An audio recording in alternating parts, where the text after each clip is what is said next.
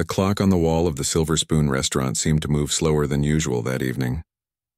Lisa's feet ached as she balanced 3 plates of steaming food along her arm, weaving between tables with practiced ease. 6 hours into her double shift, her smile remained fixed in place, though it no longer reached her eyes. "Table 12 needs more water," called out Rob, the floor manager, as Lisa passed by the service station.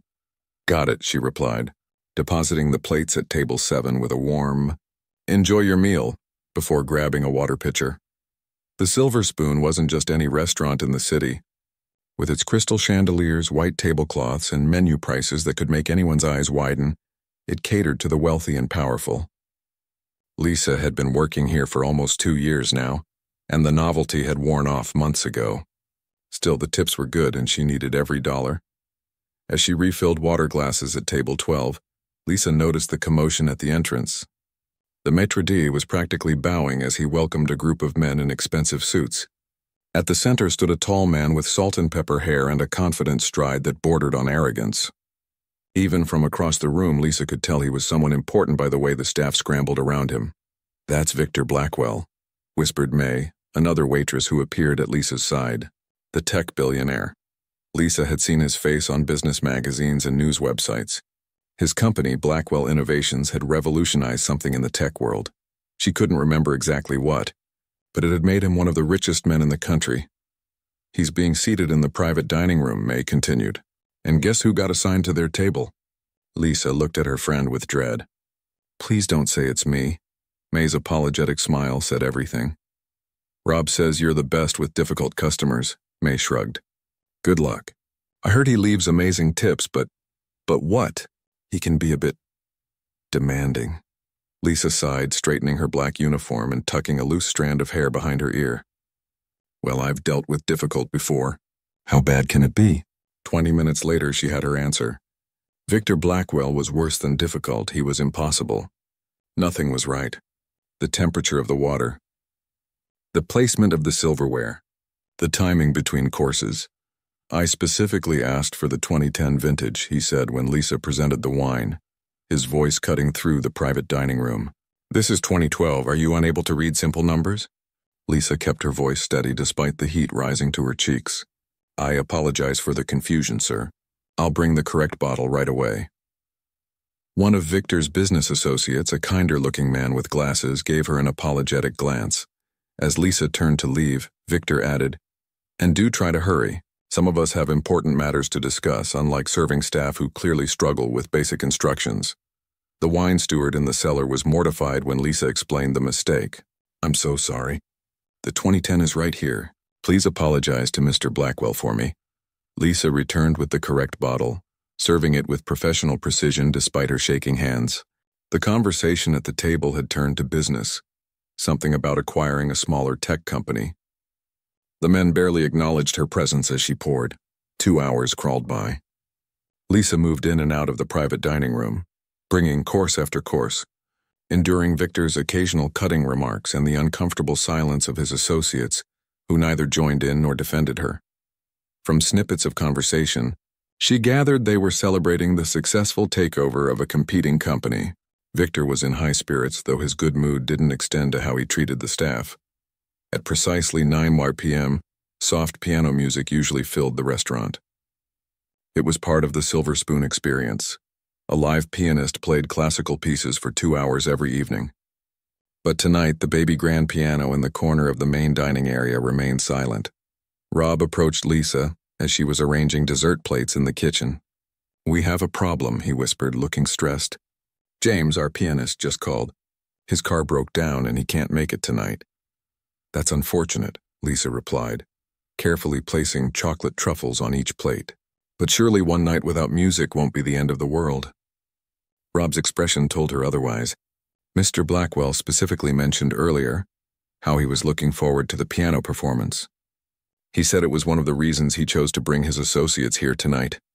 A cold feeling settled in Lisa's stomach. "Well, there's nothing we can do about it, right? Unless you know any other pianists available on such short notice." "I've already called our backup, but she can't make it either." Rob looked around desperately, then lowered his voice even further.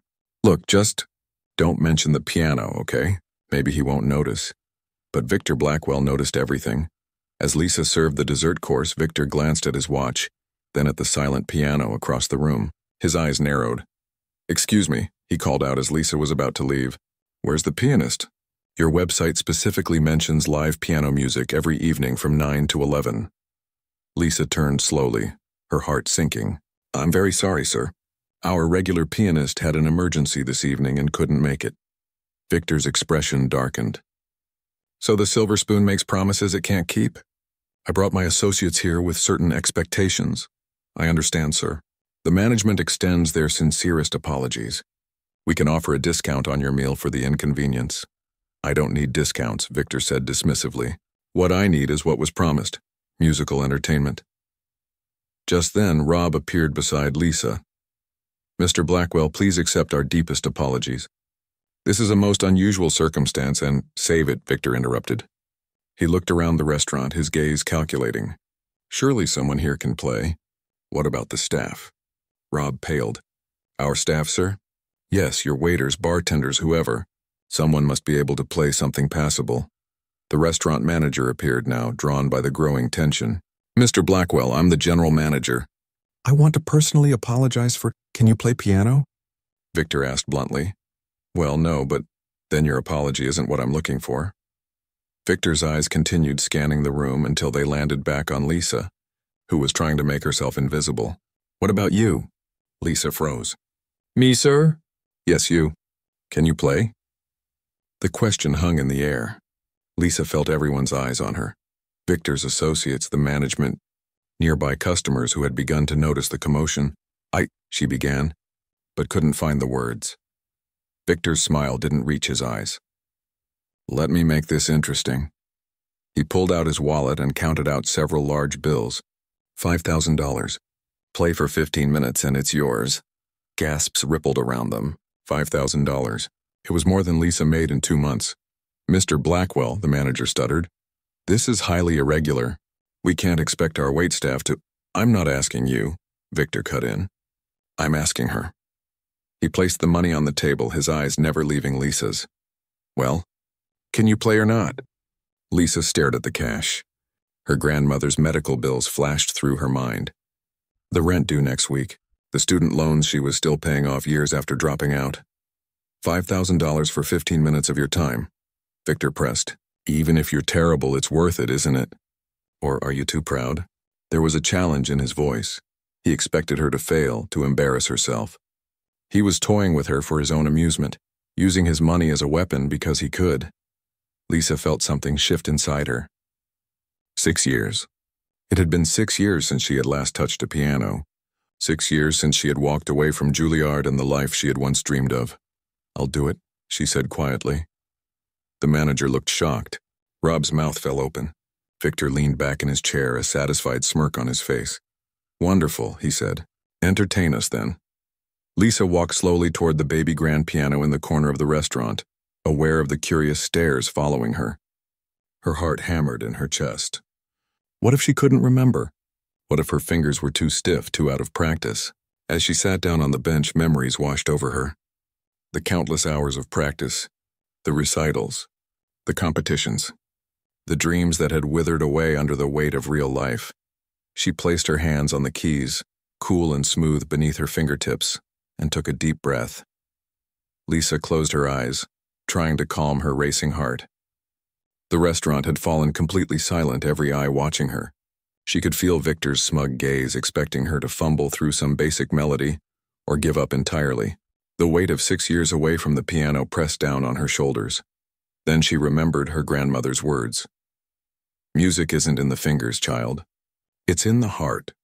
Your fingers just need to remember where to find it." Lisa took one more deep breath and began to play. The first notes of Chopin's Nocturne in E-flat major filled the restaurant. So delicate they seemed to float in the air.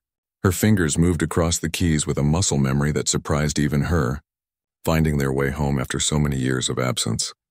At the private dining table, Victor's self-satisfied smirk froze on his face. This wasn't the awkward plunking he had expected. His business associates exchanged glances, their conversations forgotten as the music washed over the room. Lisa kept her eyes closed, surrendering to the piece that had once been her favorite. The music grew stronger, her fingers remembering their old confidence. Each note was clear and precise, but there was something more, an emotion that reached out and touched everyone who listened. Rob, the floor manager, stood with his mouth slightly open. The chef had emerged from the kitchen, wiping his hands on his apron. Even the busboys had stopped clearing tables. As the piece approached its middle section, Lisa felt something unlock inside her chest, a door she had firmly closed years ago when she'd packed away her dreams. The music poured through that opening now, bringing with it both joy and a sweet, familiar ache. Victor leaned forward in his chair, his expression transformed from mockery to genuine surprise. He had meant to embarrass a waitress for his own entertainment, but instead found himself moved by an unexpected beauty. Lisa's fingers danced through the complex middle passage, her body swaying slightly with the melody. There was nothing mechanical about her playing. It was as if she were having a conversation with the piano, each responding to the other in perfect harmony. Diners at nearby tables had put down their forks and turned their chairs. A couple near the window held hands across their table, their eyes closed. An elderly man dabbed at his eyes with a napkin. The restaurant manager watched in astonishment, whispering to Rob, "Did you know she could play like this?" Rob shook his head, speechless. As Lisa moved into the final section of the nocturne, the music became so tender that it seemed to suspend time itself.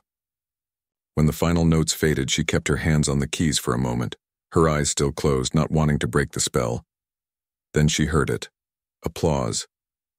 It started with a single person clapping slowly, then spread until the entire restaurant was filled with the sound. Lisa opened her eyes to see people standing, their faces alight with emotion. Victor Blackwell was on his feet too, his expression one of genuine wonder. Gone was the arrogant businessman who had tried to humiliate her. In his place stood someone who seemed to be seeing her, really seeing her for the first time. Lisa felt her cheeks flush. She hadn't played for an audience in so long. She had forgotten how it felt to connect with people through music, to touch something in them that words couldn't reach. But 15 minutes wasn't up yet. Without pausing, she let her hands find a new piece, Liszt's Liebestraum. This time she kept her eyes open, watching her fingers rediscover their path across the keys. The music built gradually, growing in intensity until it demanded every bit of skill she possessed. At the private dining table, one of Victor's associates whispered, "That's Liebestraum number 3. It's an incredibly difficult piece." Victor nodded without taking his eyes off Lisa. "I know." Halfway through the Liszt piece, Lisa glanced up briefly. The expression on people's faces sent a thrill through her that she hadn't felt in years. This was why she had once devoted her life to music, for moments like this when nothing else existed but the notes and the hearts they touched. May, her fellow waitress, was watching with tears in her eyes. The stern-faced maitre d' looked as if he'd just discovered a treasure in his own restaurant. Even the kitchen staff had gathered at the doorway, their usual hurry forgotten. When Lisa finished the second piece, the applause was thunderous. She stood and gave a small bow, the gesture coming back to her from another life. She noticed the manager frantically signaling to her, not to stop but to keep going. She glanced at Victor's table. He checked his watch and nodded. 3 minutes left, he called out, but his voice held no mockery now.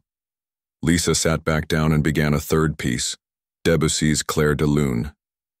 It was gentler than the Liszt, a perfect ending to her unexpected recital. As she played, she caught fragments of whispered conversations around her. Must be professionally trained. Conservatory level, at least. What's she doing waiting tables? The question stung, though no one had meant her to hear it. What was she doing waiting tables? The answer was both simple and complicated. Life had happened. Choices had been made. Dreams had been set aside. Lisa poured all of that into the final piece, the years of practice and passion, the disappointment, the letting go. But there was something else too, something she was only now rediscovering. The pure joy of playing, of becoming one with the music. As the final notes of Clair de Lune faded into silence, the restaurant erupted in the loudest applause yet. People were standing, some calling bravo, others were taking videos with their phones. Lisa rose from the bench feeling slightly dazed and gave another bow. The restaurant manager hurried to her side. "That was incredible," he said, his eyes wide with excitement and calculation. "Simply incredible. Why didn't you ever mention you could play like that?" Before Lisa could answer, Victor Blackwell approached. He had picked up the stack of bills from his table, and now he held them out to her. "That was not 15 minutes of playing," he said. Lisa tensed, preparing for some trick, some way for him to take back his offer. "That was 15 minutes of artistry," Victor continued, his voice different now, respectful, even a little awed. "I don't think I've heard playing like that outside of a concert hall." He pressed the money into her hand. "You've more than earned this." "But I'm curious." He studied her face with new interest. "Where did you learn to play like that?" The question hung in the air between them. Around them, other diners were gathering, eager to hear her answer. The story she had kept to herself for so long now demanded to be told. Lisa hesitated, looking down at the money in her hand, enough to cover her grandmother's next round of treatments. Then she looked back at Victor. "I was at Juilliard," she said quietly. 6 years ago." A murmur ran through the crowd. Juilliard was one of the most prestigious performing arts schools in the world. "What happened?" asked one of Victor's associates, the kind-looking man with glasses who had seemed uncomfortable with Victor's earlier behavior. Lisa took a deep breath. She had never spoken about this to anyone at the Silver Spoon. Her past had been her own private weight to carry. "My grandmother got sick," she said simply. "She raised me after my parents died. When she needed specialized treatment, I had to choose. Between her and your education," Victor finished for her, understanding dawning in his eyes. Lisa nodded. There was no choice, really. She'd given up everything for me. It was my turn to do the same for her. But to give up Juilliard... The restaurant manager shook his head in disbelief. "You must have been incredibly talented to get in." Lisa smiled faintly. "I was on scholarship. I had professors who said I might have a future as a concert pianist." She glanced down at her hands, still strong and capable but no longer practiced. But life had other plans. Victor was looking at her with an expression she couldn't quite read. It wasn't pity exactly. It was something more like recognition. "Do you still play?" he asked. "Outside of work, I mean." Lisa shook her head. "I had to sell my piano to help pay for treatments. There's an old keyboard in my apartment, but..." She trailed off, not wanting to explain how painful it had been to try playing on that cheap substitute, how she'd eventually covered it with a cloth and left it to gather dust. An older woman dining alone approached and touched Lisa's arm. "My dear, you have a rare gift. It would be a tragedy for the world to be deprived of it." Others murmured agreement. Lisa felt overwhelmed by the sudden attention, by having her private story exposed. She had been invisible to these people for so long, just a server moving efficiently between tables. Now they were looking at her as if she were someone else entirely. The manager cleared his throat. "I think we should let Lisa get back to her duties unless..." He glanced at Victor, then back at Lisa. "Unless our guest would like to hear more." All eyes turned to Victor Blackwell. The tech billionaire seemed deep in thought, his earlier arrogance replaced by genuine contemplation. "I think," he said slowly, "that we've all been privileged to witness something extraordinary tonight." He looked directly at Lisa. "And I think this conversation isn't over." The rest of Lisa's shift passed in a blur. Customers who had witnessed her performance stopped her to offer compliments. Some even tried to press tips into her hand that were far larger than usual. The restaurant manager, who had barely noticed her existence before tonight, now hovered nearby, asking if she needed anything. "I'm fine," Lisa told him for the third time as she collected plates from a recently vacated table. "Really, I just want to finish my shift." But it wasn't that simple. Something had shifted, not just in how others saw her, but in how she saw herself. Playing those pieces had awakened something she'd tried to bury, the part of her that wasn't just surviving, but truly alive. As the restaurant began to empty, Lisa glanced toward the private dining room. Victor Blackwell and his associates were still there, deep in conversation. Occasionally, one of them would look in her direction, then turn back to the discussion. "They're talking about you," May whispered as they both loaded trays at the service station. "The big boss wants to know everything about you. He's been asking Rob how long you've worked here, where you live, all kinds of stuff." Lisa frowned. "That seems invasive." Maybe he wants to help you, May suggested. He's got money, connections. This could be your big break, like in the movies. I don't need a big break, Lisa replied, though a small part of her wondered if that was true. And I definitely don't need some rich guy thinking he can buy his way into my life because he enjoyed a few minutes of music. But as she continued her work, Lisa couldn't help glancing occasionally at the piano. It stood silent again, yet somehow it seemed to be waiting for her. 6 years. She had gone 6 years without really playing, convincing herself she didn't miss it, that she had made her choice and moved on. How had she managed to lie to herself for so long? Just before closing time, Victor emerged from the private dining room. His associates had already left, and he moved with the slight looseness of someone who had enjoyed several glasses of expensive wine. He approached the hostess stand where Lisa was helping to organize menus for the next day. "Excuse me," he said, his tone notably different from earlier in the evening. Gone was the sharp edge of entitlement. "Lisa, isn't it?" She nodded cautiously. "I'd like to speak with you if you have a moment." The hostess shot Lisa a meaningful look and quickly found something to do elsewhere. Lisa sighed internally. Just what she needed. Her co-workers thinking she was getting special attention from a wealthy customer. "I'm still on the clock, Mr. Blackwell." "Victor, please." He gestured toward an empty table. "Just 5 minutes. I promise I won't keep you from your duties." Against her better judgment, Lisa followed him to the table. They sat across from each other, an unusual reversal of their earlier server-customer dynamic. "I want to apologize," Victor said, surprising her. "My behavior earlier this evening was unacceptable.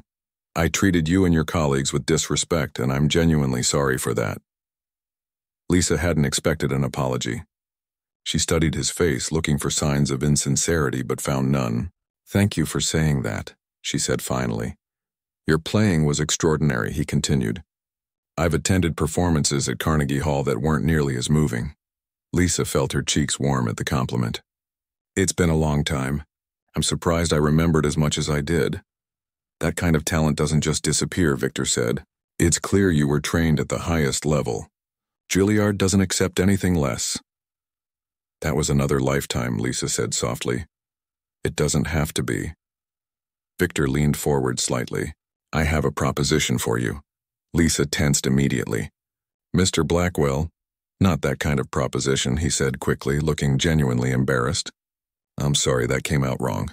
What I mean is, I have connections in the music world.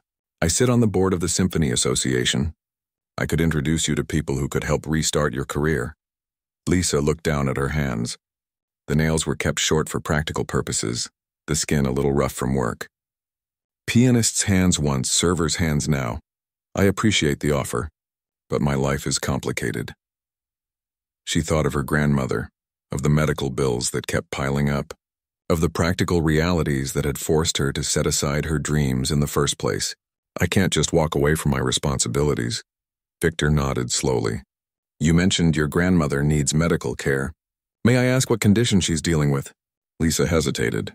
This felt too personal to share with a stranger, especially one who had been so rude just hours earlier. But something in his expression, a genuine interest, perhaps even concern, made her answer. "Parkinson's, complicated by heart problems. The treatments are expensive and insurance only covers so much. Even with 2 jobs, I can barely keep up with the bills." "2 jobs? I work mornings at a coffee shop downtown," Lisa explained. "Then here in the evenings. Sundays are my only day off, and that's when I take my grandmother to her appointments." Victor was quiet for a moment, processing this information. "And the $5,000 I gave you will cover next month's treatment and maybe some of the back payments I owe." Lisa stood up.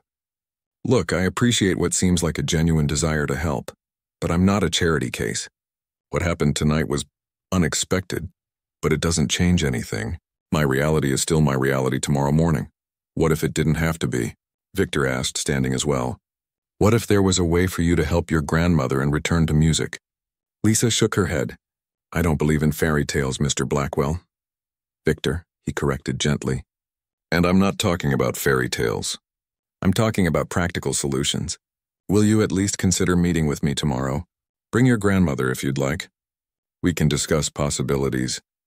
Lisa thought of her tiny apartment, of her grandmother sitting by the window, hands trembling slightly as she tried to knit. an activity her doctor recommended to maintain dexterity. She thought of the covered keyboard in the corner that her grandmother sometimes looked at with sad eyes, knowing what her granddaughter had given up for her. "I'll think about it," Lisa said finally. Victor smiled, a genuine smile that transformed his face. Without the mask of arrogance, he was actually quite handsome, Lisa realized, then immediately chastised herself for the thought. "That's all I ask." He pulled out a business card and wrote something on the back. "My personal number. Call or text me tomorrow with your decision." After Victor left, Lisa finished her closing duties in thoughtful silence. The other staff members kept shooting her curious glances, but she avoided their questions. What could she tell them? That a billionaire had heard her play piano and now wanted to change her life? It sounded ridiculous even in her own mind. By the time she clocked out, it was nearly midnight. The night air was cool as she walked to the bus stop. Her feet ached, and her mind was too full for her usual post-shift exhaustion to set in. When the bus came, she found a seat near the back and leaned her head against the window. The city lights blurred as they passed, and Lisa found herself thinking about the piano at the restaurant. Her fingers twitched in her lap, playing invisible keys, remembering. 20 minutes later, she unlocked the door to her apartment as quietly as possible, not wanting to wake her grandmother. But a small lamp was still on in the living room. "There you are," her grandmother said from her armchair. Despite her health issues, Sophia Chen's mind remained sharp, and her eyes missed nothing. "You're later than usual. It was an unusual night," Lisa replied, setting down her bag. Sophia studied her granddaughter's face. "Something happened." "Tell me," so Lisa did. She told her grandmother about Victor Blackwell's rudeness, about his challenge, about the money. And she told her about playing again, really playing for the first time in 6 years. When she finished, Sophia was quiet for a long moment. Then she asked, "And how did it feel? Playing again?" Lisa felt tears threaten. "Like coming home," she whispered. "Like finding a piece of myself I'd lost." Sophia reached out and took Lisa's hand in her frail one. "Then perhaps this man's offer is worth considering. Grandma, we don't know him. He could be a wealthy man who recognized talent when he heard it," Sophia finished. "Not all opportunities are traps, dear one, but your treatments have already taken enough from you." Sophia's eyes were bright with unshed tears. "Do you think I haven't known? Do you think I haven't seen how much you gave up for me? It breaks my heart every day." "I would do it again," Lisa said fiercely. 1,000 times. I know. Sophia squeezed her hand. "That's why you deserve this chance. Promise me you'll call him tomorrow." Lisa looked at her grandmother, at the woman who had raised her, who had scraped together money for piano lessons when Lisa first showed interest as a child, who had sat proudly in the audience at every recital and competition. "I promise," she said softly. Later, lying in bed, Lisa couldn't sleep. Her mind kept returning to the feeling of the piano keys beneath her fingers, to the music that had poured out of her as if no time had passed at all, and to Victor Blackwell's words. What if there was a way for you to help your grandmother and return to music? Was it possible? After all this time, could she find her way back to the path she had abandoned? Lisa turned onto her side and looked at the business card on her nightstand. In the dim light from the window, she could just make out Victor's handwriting on the back. Some dreams are worth a second chance. She closed her eyes, and for the first time in years allowed herself to hope. Morning light filtered through the thin curtains as Lisa sat on the edge of her bed, Victor's business card in her hand. She had barely slept, her mind racing with possibilities and doubts in equal measure. The sound of her grandmother's gentle humming drifted from the kitchen, where Sophia was likely making tea, her morning ritual despite her shaking hands. Lisa checked the time. 7:30. She had called the coffee shop earlier to request a rare day off, surprising her manager who had never known her to miss a shift. In a few hours, she would need to decide whether to call Victor Blackwell or let this strange opportunity slip away. "I made you some toast," Sophia said when Lisa emerged from her room. Despite her illness, Sophia insisted on maintaining certain routines, small ways of caring for her granddaughter. "Thanks, Grandma." Lisa sat at their small kitchen table. "How are you feeling today?" "Better than yesterday," Sophia replied, which was her standard answer regardless of how she actually felt. She settled carefully into the chair across from Lisa, Have you decided? Lisa didn't pretend to misunderstand. Not yet. What's holding you back? Sophia asked gently. Lisa sighed, pushing her toast around on her plate. What if it's not what it seems?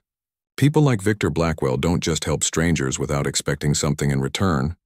Perhaps what he expects is the chance to hear you play again, Sophia suggested. Not everyone has an ulterior motive. You didn't see how he acted at the restaurant before he heard me play. He was, Lisa searched for the right word, entitled, like the staff were beneath him. And after he heard you play? Lisa paused, remembering the transformation in Victor's demeanor. Different, almost humbled, Sophia smiled. Music has that power. It reminds us that worth isn't measured by money or status. She reached across the table and tapped the business card. Call him. If nothing else, hear what he has to say. After breakfast, Lisa helped her grandmother with her morning exercises, a series of movements designed to improve flexibility and strength. As Sophia carefully practiced extending her arms, Lisa thought about how her grandmother never complained, never made Lisa feel guilty for the sacrifices she'd made. You're quiet today, Sophia observed. Just thinking, Lisa replied. About the piano? Lisa nodded. I didn't realize how much I'd missed it until last night. It's been waiting for you, Sophia said simply. At 10 o'clock, Lisa finally picked up her phone. Her finger hovered over the number on Victor's card before she took a deep breath and dialed. He answered on the second ring. Victor Blackwell. Mr. Blackwell, this is Lisa Chen, from the restaurant last night. Lisa. Victor's voice warmed noticeably. I'm glad you called.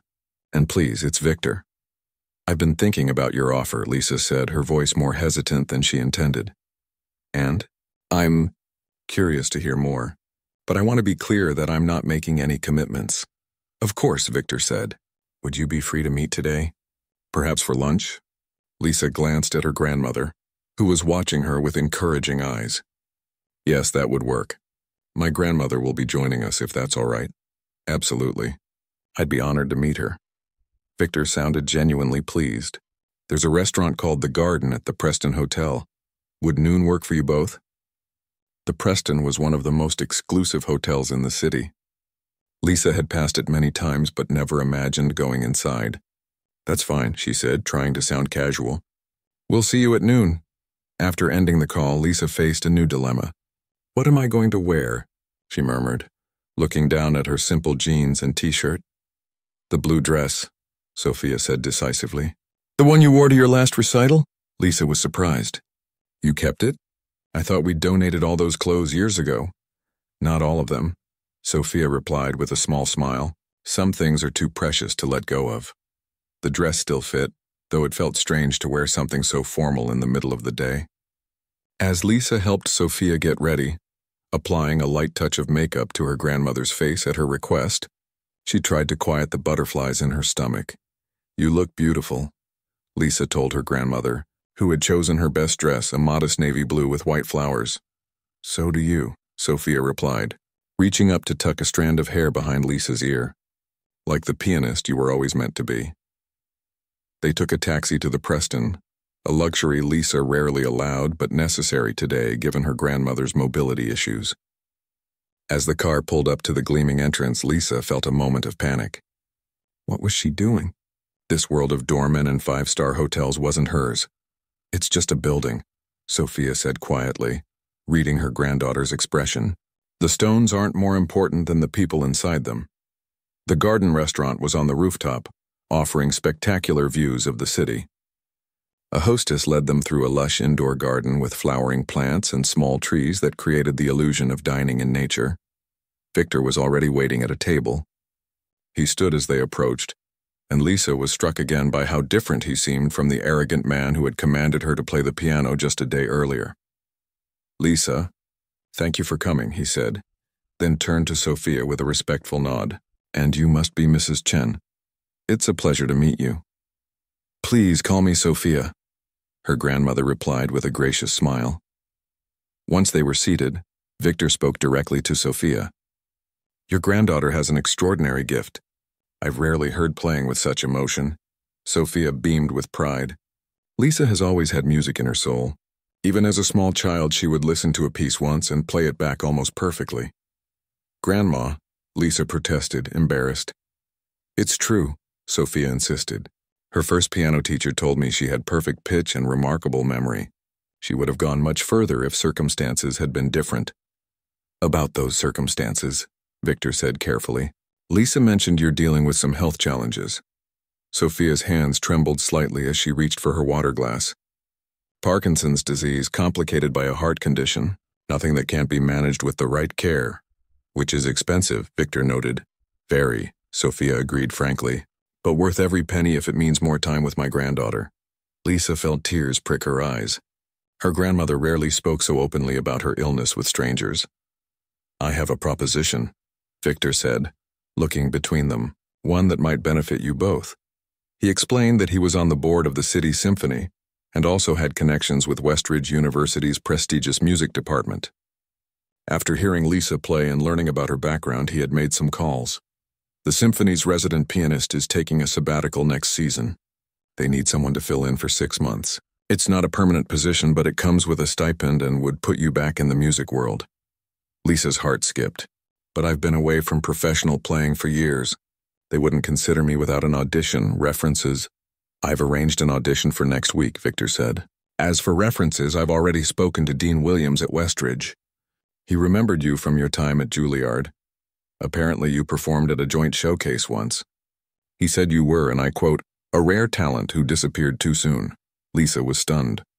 "You did all this overnight?" Victor shrugged slightly. "When you have the right connections, things can move quickly. But my grandmother's care, that's the second part of my proposition," Victor continued. "I've been funding a medical research initiative at University Hospital, focused on neurological disorders, including Parkinson's. They have an experimental treatment program that's showing promising results. I've spoken with the director, and she's willing to include your grandmother in the program." "All expenses covered," Sophia gasped softly. Lisa reached for her hand. "Why would you do this for us?" Lisa asked, unable to keep the suspicion from her voice. "You don't even know us." Victor was quiet for a moment, as if considering how much to share. Then he said, "My mother was a concert pianist. Not famous, but respected in classical music circles. She gave it up when she married my father, who thought a wife's place was at home." His expression hardened briefly. "She never played again except when my father wasn't home. I would sit beside her on the bench and watch her come alive when her fingers touched the keys." He looked at Lisa. "Last night when you played, I saw that same transformation. It reminded me of her, of what was lost. I couldn't help her reclaim her passion. She died before I had the means to make a difference. But perhaps I can help you." The sincerity in his voice was unmistakable. Lisa glanced at her grandmother, who was watching Victor with understanding in her eyes. "It's a generous offer," Sophia said, "but I wouldn't want to be a charity case." "It's not charity," Victor replied firmly. "The symphony needs a skilled pianist. The research program needs participants. I'm simply making connections that benefit everyone involved." Their food arrived, momentarily pausing the conversation. As they ate, Lisa's mind whirled with possibilities. To play again, professionally. To not worry about her grandmother's medical bills. It seemed too good to be true. "What do you think, Grandma?" she asked quietly. Sophia studied her for a long moment. "I think," she said finally, "that sometimes life offers us a second chance. And only a fool would turn it down." Victor smiled. "Your grandmother is wise." "She is," Lisa agreed. She took a deep breath. "If I do this, and it's still an if, I'd want everything in writing. The terms of the symphony position, the details of the medical program." "Of course," Victor said. "I wouldn't expect anything less. And I'd need time to practice before the audition. I can't just walk in after 6 years away and expect to perform at a professional level." "There's a practice room at my office building with a Steinway grand piano," Victor offered. "It's yours to use whenever you want, starting today if you'd like." As lunch continued, they discussed practical details. By the time dessert arrived, a tentative plan had taken shape. Lisa would keep her restaurant job for now, but cut back her hours. She would use Victor's practice room to prepare for the audition. Sophia would meet with the medical research team next week to determine if she qualified for the program. As they were leaving the restaurant, Sophia took Victor's hand. "Thank you," she said simply, "for giving my granddaughter back her music." Victor looked surprised, then genuinely touched. Thank you for raising someone with such extraordinary talent. Outside the hotel, as they waited for their taxi, Lisa turned to Victor. I still don't entirely understand why you're doing this, but I'm grateful. Victor smiled. Let me know how your first practice session goes. The piano has been waiting for you. As their taxi pulled away, Lisa looked back to see Victor still standing there, watching them go. Her grandmother squeezed her hand. What are you thinking? Sophia asked. Lisa turned to her, a cautious smile forming. I'm thinking I need to remember how to play Chopin's Ballad No. 1. It was always my audition piece. For the first time in 6 years, Lisa allowed herself to think about tomorrow not just in terms of which bills to pay or which shifts to work, but in terms of which pieces to practice. It felt like waking up from a long sleep, like stepping into sunlight after years in the shade. The taxi turned a corner and Lisa looked ahead, toward whatever came next. 1 week had passed since lunch with Victor Blackwell, and Lisa's life had already changed in ways she couldn't have imagined. The practice room he had offered turned out to be a spacious studio on the top floor of his company's building, with floor-to-ceiling windows overlooking the city, and an immaculate Steinway grand piano at its center. The first time Lisa had stepped into that room, she had stood frozen by the door, almost afraid to approach the magnificent instrument. It had been so long since she had played on a true concert piano that she worried her fingers wouldn't remember what to do. But they had remembered. Oh, how they had remembered now. 6 days into her practice routine, Lisa sat at the piano, working through a particularly challenging passage of Chopin's Ballade No. 1. Her fingers stumbled and she stopped, shaking out her hands. You're rushing it, came a voice from the doorway. Lisa turned to find Victor leaning against the frame, his usual business suit replaced by more casual attire, dark jeans and a simple button-down shirt. How long have you been standing there? She asked, embarrassed. Just a few minutes.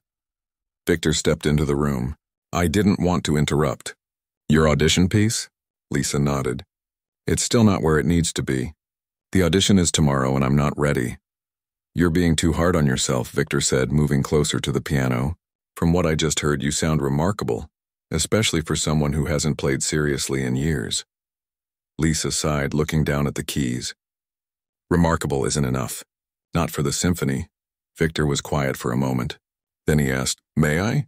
Gesturing to the space beside her on the bench. Surprised, Lisa slid over. Victor sat next to her, careful to maintain a respectful distance. My mother used to say that technique can be practiced, but feeling must be lived. He looked at Lisa. When you played at the restaurant, your technique wasn't perfect. How could it be after 6 years away? But the feeling you put into the music, that's what moved everyone.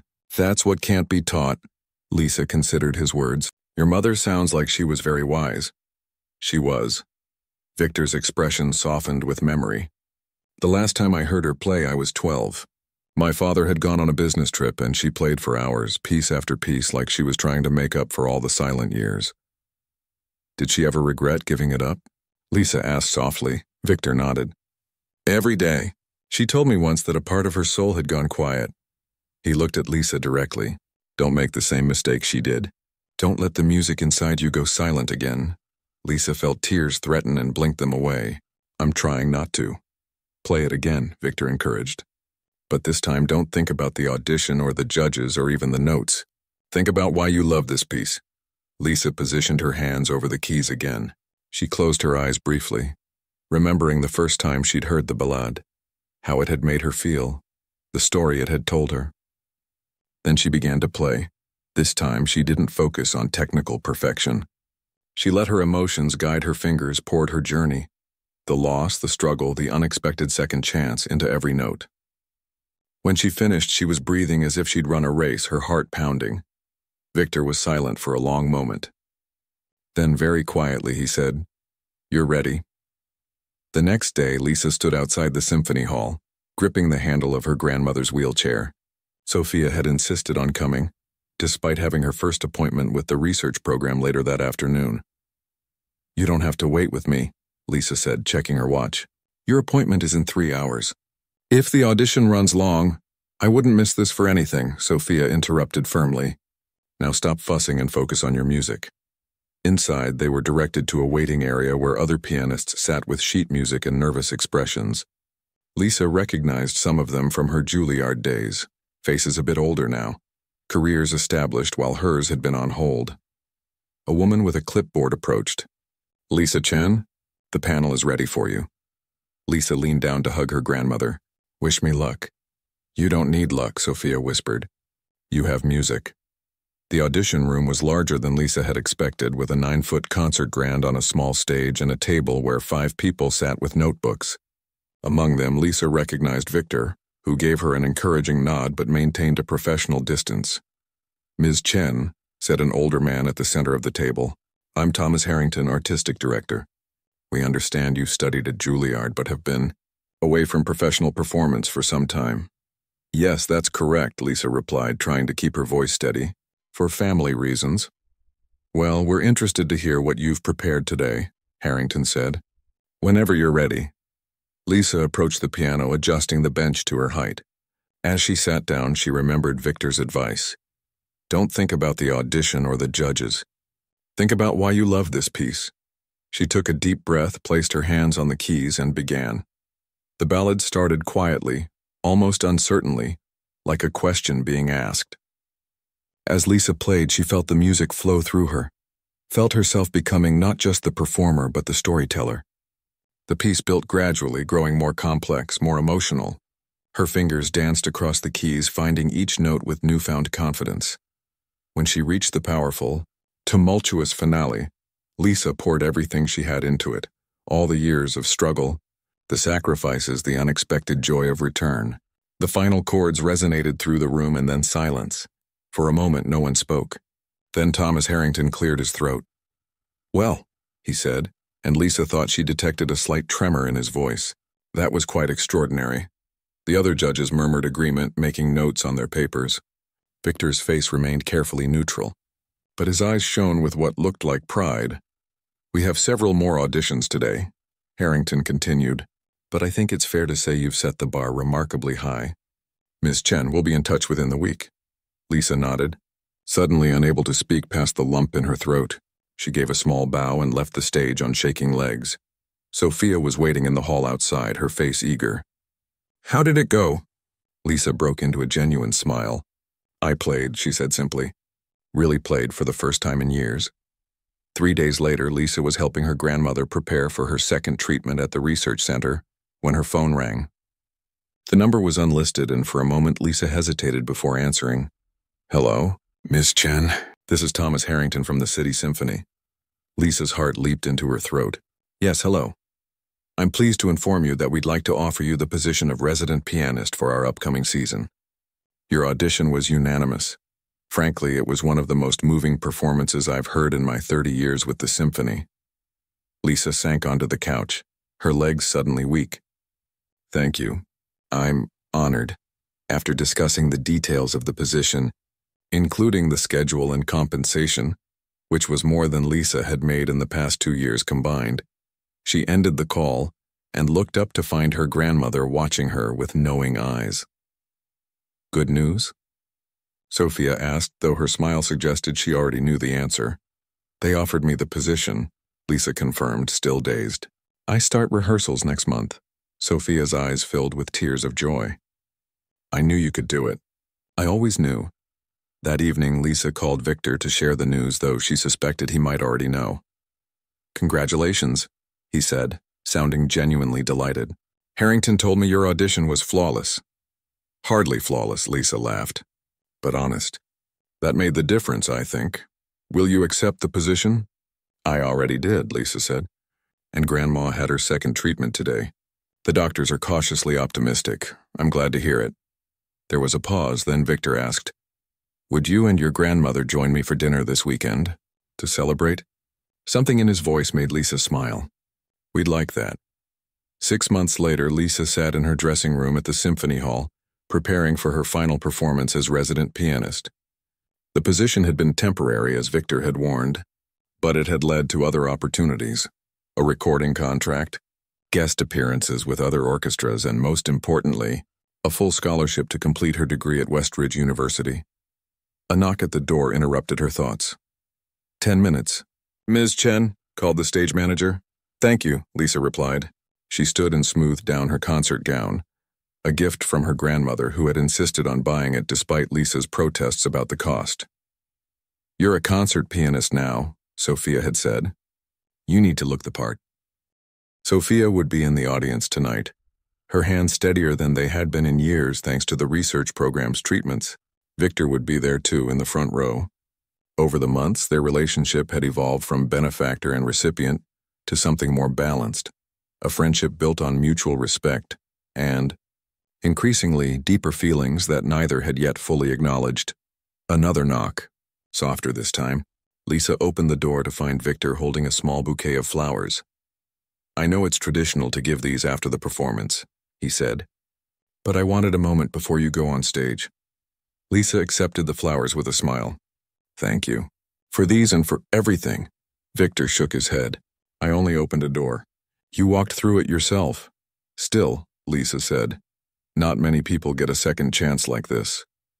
Some chances are worth taking, Victor replied softly.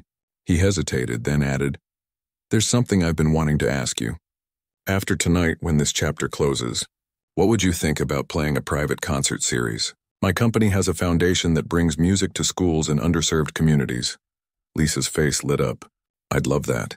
Good, Victor smiled. We can discuss the details over dinner tomorrow? With Sophia, of course.